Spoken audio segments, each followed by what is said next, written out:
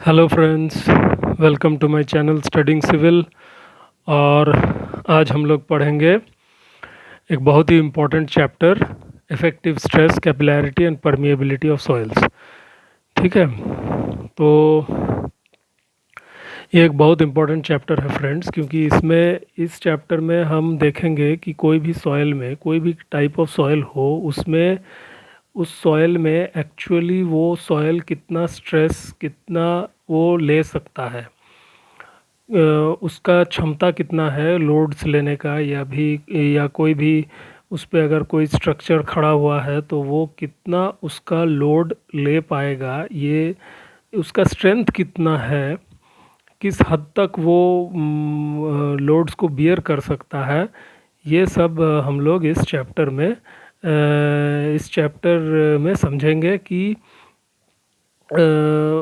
उस सॉइल में कितना लोड बेयरिंग कैपेसिटी है। तो इसमें एक बहुत ही important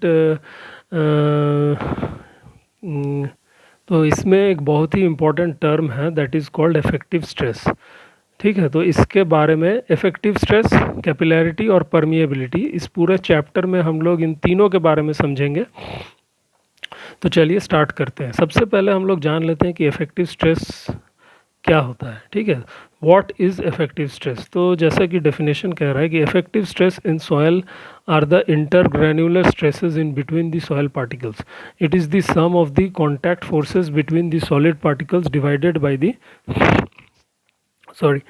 divided by the gross area. It is equal to the force due to the soil skeleton divided by the total area of the surface. मतलब सॉयल किससे बनी होती है? सॉयल इन पार्टिकल से बनी होती है। तो एक पार्टिकल से दूसरा पार्टिकल में कितना स्ट्रेस लग रहा है, ग्रेन टू ग्रेन कितना स्ट्रेस ट्रांसफ़र हो रहा है, इफेक्टिव स्ट्रेस उसी को बोलता है। जो भी दो पार्टिकल्स के बीच में जो कांटेक्ट हो रहा है, तो स्ट्रेस डिस्ट्रीब्यूशन हो रहा है। तो इफेक्टिव स्ट्रेस वही है कि वो जो पार्टिकल्स के बीच में जो कांटेक्ट फोर्सेस का डिस्ट्रीब्यूशन है, उसको ये स्टडी करती है। ठीक है, फिर इसको, ये जो है effective stress of soil is not a measurable parameter. ये एक बहुत इंपॉर्टेंट पॉइंट है फ्रेंड्स। इसको आप डायरेक्टली कभी मेजर नहीं कर सकते।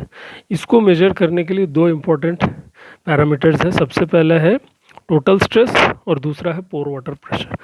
सो फॉर्मूला वाइज अगर हम चले तो effective stress is divide as equal to the total stress minus the pore water pressure. मतलब टोटल सॉयल पे, एक सॉयल पे टोटल कितना स्ट्रेस लग रहा है, हम वो कंप्यूट कर सकते हैं।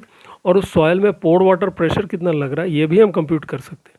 तो अगर टोटल स्ट्रेस से हम पोर वाटर प्रेशर को माइनस कर देंगे तो that gives me the effective stress. So effective stress is the difference between the total stress and the pore water pressure. ठीक है, अब जैसा कि आप इस पिक्चर में देख पा रहे हैं, ये सॉयल का पार्टिकल्स को हमने ड्रॉ किया है। ठीक है, ये मतलब पार्टिकल्स को मैग्नीफाई करके जब हम देखेंगे, these are the various soil particles. और इस एक पार्टिकल से दूसरे पार्टिकल के बीच में जो मेरा स्ट्रेस डिस्ट्रीब्यूट हो रहा है, कांटेक्ट हो रहा है, इफेक्टिव स्ट्रेस एक्चुअली वही उसी को कहते हैं। इस पूरे सॉयल में, इस पूरे एरिया का अगर हम देखेंगे, नेट एरिया ए है, लेकिन इस नेट एरिया में से कांटेक्ट एरिया, ये जो ग्रेन्स का जो कांटेक्ट है वहीं पर हो रहा है। ठीक है, तो इफेक्टिव स्ट्रेस यही जो contact area between two particles, उसी के थ्रू ये फ्लो करता है। ठीक है, ये और डिटेल्ड वे में अगर हम समझते हैं तो इस तरह से वो उसको समझा जा सकता है। अगर प्रैक्टिकली एक सिचुएशन में, अगर प्रैक्टिकल रियल लाइफ सिचुएशन में अगर हम इसको देखते हैं, तो जैसे कि देखिए, कोई भी मान लीजिए कोई ऑब्जेक्ट है। ठीक है, इसको कोई 100 न्यूटन से खींच रहा है, और उस सब्जेक्ट वो ऑब्जेक्ट जिस सरफेस पर रखा हुआ, उस पर फ्रिक्शन फोर्स 20 न्यूटन लग रहा है। तो क्या हम बोलेंगे उसको 100 न्यूटन से खींच रहा है? नहीं, उसका इफेक्टिव फोर्स क्या हो जाएगा? 100 माइनस 20, दैट इज़ 80 न्यूटन। तो कहने का मतलब है कि टोटल स्ट्रेस मेरा कोई भी सॉयल पार्टिकल्स पे भले ज़्यादा हो, लेकिन मेरे को मतलब है इफेक्टिव स्ट्रेस से। तो इफेक्टिव स्ट्रेस कैसे निकलता है? वही टोटल स्ट्रेस से जब हम पोर वाटर प्रेशर माइनस कर देंगे, that is my effective stress. ठीक है, अब एक पिक्टोरियल रिप्रेजेंटेशन से इसको समझते हैं। जैसे ये कोई जार है, ठीक है, इस जार में आप देख रहे हैं कि जो एकदम टॉप पे ड्राई सॉइल है और नीचे सैचुरेटेड सॉइल है, ये बीच में जो है वाटर टेबल है, ठीक है। तो H1 हाइट तक मेरा ड्राई सॉइल है, H3 मेरा टोटल सैचुरेटेड सॉइल का हाइट है, और जो जहाँ जिस लेवल पे वाटर टेबल है उसी लेवल पे अगर हम यहाँ एक पीजोमीटर रखते हैं तो उसी लेवल तक वो वाटर लेवल राइज करेगा, तो उसका हाइट मान लीजिए H2, ठीक है। तो कहने का मतलब ये है कि अब इस सॉइल पे अगर हम इस सॉइल का टोटल स्ट्रेस निकालते हैं तो टोटल स्ट्रेस क्या हो जाएगा, ये जो ड्राई सॉइल है H1 into dry density of that soil, क्योंकि H1 हाइट तक ड्राई सॉइल है, और H2 अगर ये पॉइंट O1 तक हम टोटल स्ट्रेस निकालते हैं, ठीक है, O1 तक ये total stress eight point O1, तो O1 कितना है H2, तो H2 इंटू गामा स्वेट, ठीक है। तो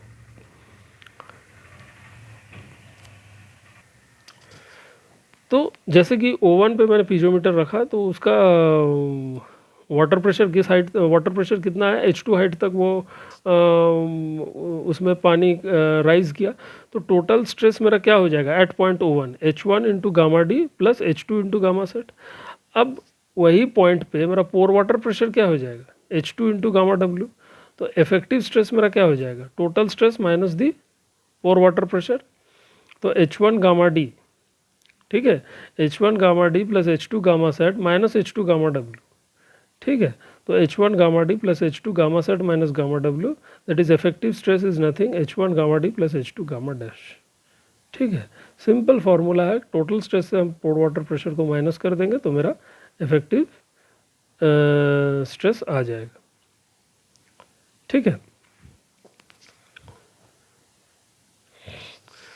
अब इस केस में फ्रेंड्स एक बात समझ लीजिए, यहाँ चूंकि कोई पानी का कोई ना अपवर्ड फ्लो है ना डाउनवर्ड फ्लो है, पानी स्टैटिक है।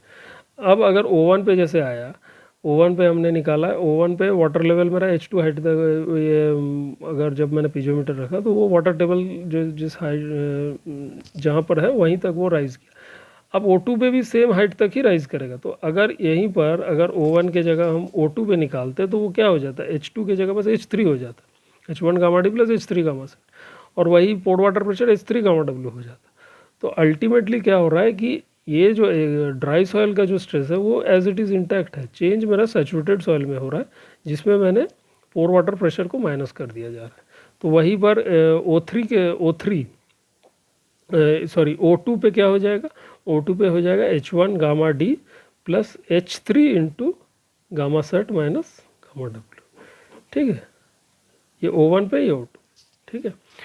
अब जैसे इस पिक्चर को समझिए, इसमें कहने का मतलब है कि इसको और डिटेल ब्रेकअप करके अगर हम देखते हैं कि दो पार्टिकल्स के बीच में, यहाँ पर ड्राई स्टेट में इसके भी दो पार्टिकल्स के बीच में कुछ नहीं है, तब 10 न्यूटन फोर्स अगर एक्सचेंज हो रहा है, तो जब उसी दो पार्टिकल्स के बीच में जब पानी आ जा रहा है तो आप मान लीजिए कि 2 न्यूटन उसको पानी का उस पर फोर्स लग रहा है, तो इफेक्टिव स्ट्रेस मेरा वही 10 से हम 2 न्यूटन घटा देंगे तो 8 न्यूटन। कहने का मतलब है कि पानी जब भी आ गया उस सॉइल में तो उसका स्ट्रेस थोड़ा डिक्रीज होता है। यही है मेरा इफेक्टिव स्ट्रेस का मेन कॉन्सेप्ट।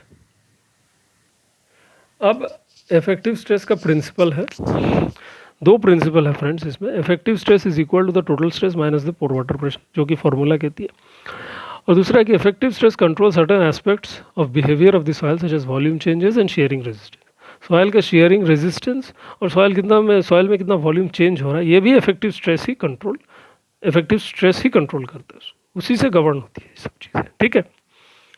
अब इसका इंपॉर्टेंस समझ लेते हैं। इंपॉर्टेंस ऑफ इफेक्टिव स्ट्रेस क्या है? इफेक्टिव स्ट्रेस हमको मैकेनिकल बिहेवियर ऑफ सॉइल के बारे में बताता है। Mechanical behaviour of soil is linked with the effective stress, hence if effective stress of soil increases then the soil particles will pack more closely और thus decreasing the void ratio and increasing the shearing resistance of soil। मतलब सब कुछ increase होगा। अगर मेरा effective stress बढ़ेगा तो soils और टाइटली पैक होगा तो इंटरग्रेनुलर स्ट्रेसेस बढ़ेगी तो शेयरिंग रेजिस्टेंस ऑफ सॉइल बढ़ेगी। इसीलिए इफेक्टिव स्ट्रेस, कोई भी सॉइल का इफेक्टिव स्ट्रेस एक बहुत इंपॉर्टेंट पैरामीटर होता है उसका स्ट्रेंथ के बारे में असेस करने के लिए, ठीक है। अब फ्रेंड्स हम लोग देखते हैं कैपिलैरिटी इन सॉइल्स। कैपिलैरिटी क्या होती है? अब देखिए कोई भी वाटर सरफेस जब जहाँ पर भी है तो वो उसका एक वाटर लेवल, अगर मतलब वाटर बॉडी के एडजेसेंट जो भी सॉयल स्ट्रेटा है वहाँ पर उसका एक वाटर टेबल होता है। अब ज़रूरी, अब वो जो वाटर टेबल होता है जो कि मेरा पानी में जहाँ तक वो लेवल है उससे उसी के लेवल में वाटर टेबल होता है, उसको हम लोग कहते हैं फ्रिएटिक सरफेस। अब क्या होता है ना कि उसके थोड़ा सा ऊपर उसका एक इफेक्ट पड़ता है, थोड़ा सा ऊपर वो वाटर उसमें राइज करता है, वो जो थोड़ा सा वो अगेंस्ट ग्रेविटी वो राइज कर रहा है, ठीक है, वो जो थोड़ा सा हाइट वो राइज कर, that is my capillary water. So capillarity of soils is the phenomenon by virtue of which water is held up to some height above the water table by means of surface tension. हम लोग सबने physics में surface tension के बारे में तो पढ़ा ही होगा। सरफेस टेंशन के हेल्प से ही वो सॉयल थोड़ा सा अपना जो फ्रिएटिक सरफेस है उससे अबव में वो राइज करता है, और वो जो उस जोन में जो वाटर मेरा रहता है उसको हम कैपिलरी वाटर बोलते हैं, ठीक है। तो इसी को कहते हैं कैपिलैरिटी इन सॉइल्स। अब कैपिलैरिटी को अगर डिटेल्स में समझने जाते हैं तो कैपिलरी जैसे देखिए, इसमें एक टब में हम वाटर लिए और उसमें एक बहुत ही फाइन एक ग्लास ट्यूब जब हम डालते हैं तो हम क्या देखते हैं कि एक पर्टिकुलर हाइट तक वाटर उसमें राइज होता है, ठीक है। तो अब हम यहाँ देखेंगे, यहाँ थ्रू इक्वेशंस हम निकालेंगे कि कितना हाइट तक वो वाटर राइज हो रहा है। तो यहाँ पर जैसे कि इसको डिटेल्स में जब हम ड्रॉ किया है तो इक्वेटिंग द टू फोर्सेस, कौन सा दो फोर्सेस, एक तो जो वेट ऑफ वाटर जो ग्रेविटी उसको खींच रही है, और दूसरा जो surface tension between the glass particles and the water particles, वो सरफेस टेंशन ऊपर लग रहा है और ग्रेविटी का फोर्स नीचे लग रहा है। इन दोनों फोर्स को जब हम इक्वेट कर देंगे तो मुझे वो हाइट मिल जाएगा जहाँ तक वो वाटर राइज किया है। तो जैसे कि देख रहे हैं कि एच सी हाइट तक वो राइज किया है, तो h c into pi d square by 4, d is the diameter of the glass tube, तो मुझे वॉल्यूम मिल गया, volume into density of water, मुझे वो पानी कितना उस ग्लास ट्यूब में है उसका वेट मिल गया। अब इस वेट को हम किससे इक्वेट कर देंगे, सरफेस टेंशन जो ऊपर लग रही है उससे, तो पाई डी वो it acts along the circumference of the glass tube, तो पाई डी मेरा पेरीमीटर हो गया, सर्कमफ्रेंस हो गया, pi d into t cos alpha. T ऐसे जो कॉन्टैक्ट एंगल है वो अल्फ़ा है, तो परपेंडिकुलर में हम देखते हैं तो इसका कोसाइन जब हम कर देंगे तो परपेंडिकुलर डायरेक्शन में वो फोर्स आ जाएगा, ठीक है। तो pi d into t cos alpha, इस केस में अल्फ़ा ज़ीरो हो जाता है, ठीक है।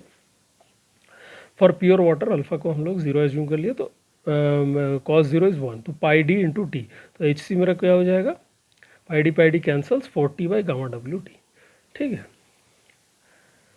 अब जैसे कि हाँ, कैपिलैरिटी में जब इन सॉइल्स पे जब हम आते हैं, ये सॉयल स्ट्राटा का जो जहाँ पर मेरा वाटर टेबल है, जो मेरा फ्रिएटिक सरफेस है, ठीक है, वो हो गया मेरा न्यूट्रल पॉइंट।